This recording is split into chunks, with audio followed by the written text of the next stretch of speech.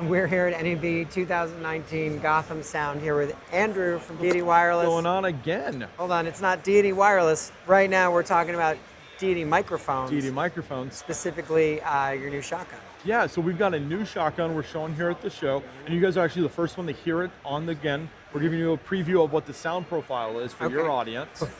So while we do that, why don't you tell me what it's called, how much it is, and when we can see it? Okay, cool. So one thing we liked about the S-Mic 2 was the sound quality, but a lot of people didn't like the weight or the length. They felt it was too big for indoors, the interference tube was too long for indoors. At the end of the day, it might be just a little bit too heavy for some people who are working 12-hour days. You know, if you're doing a short day, not a big deal. We're going on a stand, not a big deal. But if you're booming over your head, you know, you're working all day on a documentary, you want something nice and light. So we made a 3-ounce microphone that is about half the same size as the big microphone with the same on-access characteristics as the big mic. It's also a little bit wider, so it's perfect for indoors. The interference tube is only about 2.5 inches long, so it's also easier to work indoors. It fills in that part of the family that we were missing. We made a really good workhorse microphone, but not a good specialty microphone for the people that do a lot of work indoors. And what is this mic called? It's the S-Mic 2S. There we go. So it's the S-Mic 2 short, Got it. which does open the door for an S-Mic 2L. But probably not, honestly. No. That thing's already long enough. Got it. There could be the S-Mic 2 VS for very short. Very short. Why not? Cool. And then we also have a pencil microphone that's multi-capsule. Right now I'm showing it with the Omni capsule. We also have Cardioid, and we're also going to come out with a hypercardioid. Again, the same goal is on-axis characteristics to match this guy and to match the bigger brother. Got it. So typical capsule-based system.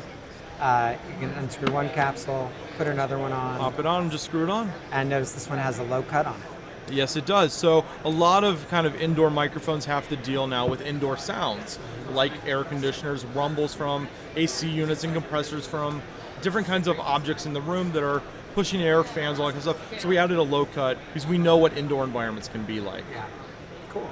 And what's the ETA on that? Because I know you said you're still working on it. This one we're still working on because we're dialing in the sound profile of this microphone, and we're still working on that third capsule. Yeah. We're looking probably hopefully a late summer, maybe a very early fall, kind of a release. And again, the idea is build these microphones out of the same material as the big guy, so it's also made out of brass. So it's RF rejection. And is this one going to get the black powder coat, or are you going to leave it silver? Or? Yes, it is definitely not going to be this rose gold kind of silverish color. It's pretty. It's very pretty. But the first thing when some of our boom op friends came from LA and looked at it, they're like, so do I paint it or are you going to paint it? And I'm like, no, we'll paint the microphones black so they're not reflective in your scenes. Very But yeah, cool. it is very pretty, I'm not going to lie. So we may keep the prototypes this color just for our own shelf. Well, let's take it out of the handle just so we can see it out of the stand. Oh, hopefully no one's ears popped. No. There you go. And you can see, it's a very lightweight microphone, very short interference tube. The capsule sits just right about in that area, so you actually have plenty of breathing room on the backside and just a little short interference tube right there. Very similar to our D3 Pro. And what's the reach like, the pickup pattern? So we're looking at about, we like to say about 18 inches above subject. Same that you would normally have with this guy. Right. The idea is now you just don't have this kind of hard reflections from the indoor environments. Great.